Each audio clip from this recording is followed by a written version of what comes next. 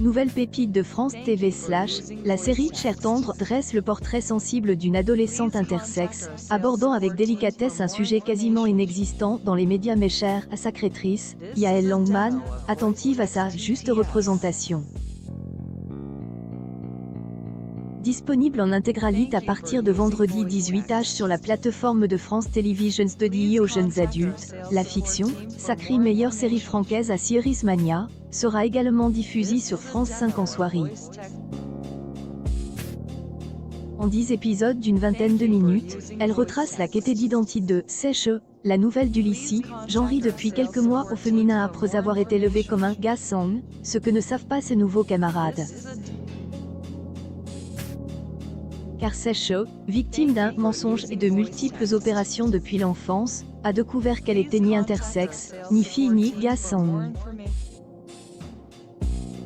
Le mot intersexe n'existait pas à la fin des années 1990 lorsque Yael Langman a assisté, ado, à une prise de conscience similaire de la part d'un ami dont la construction identitaire s'est complètement effondrée, relate-t-elle à l'AFP pour expliquer l'origine de son projet.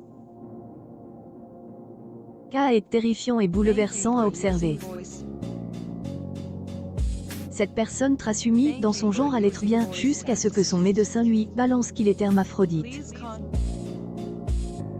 Ce terme, biologiquement erroné selon le collectif intersexe activiste, puisqu'il design des êtres mi-mâles, mi-femelles, avec un double appareil génital fonctionnel a depuis laisse place à l'intersexuation, qui concerne jusqu'à 1,7 naissance et implique des caractéristiques anatomiques, chromosomiques ou hormonales ne relevant pas strictement de l'un ou l'autre sexe.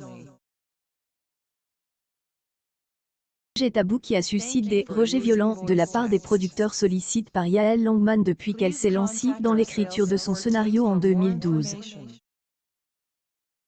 Preuve, selon la réalisatrice, il fallait raconter cette histoire.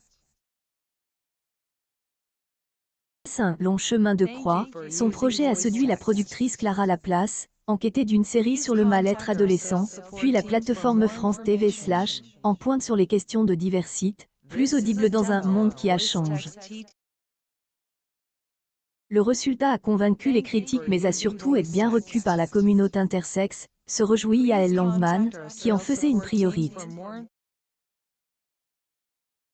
Elle a ainsi sollicité Lo Petit, qui a cofondé le collectif intersexe, afin de ne pas trahir toute une communauté. En retranscrivant au mieux le sentiment d'être anormal et inadapté, finalement ressenti par tout l'entourage de Sèche.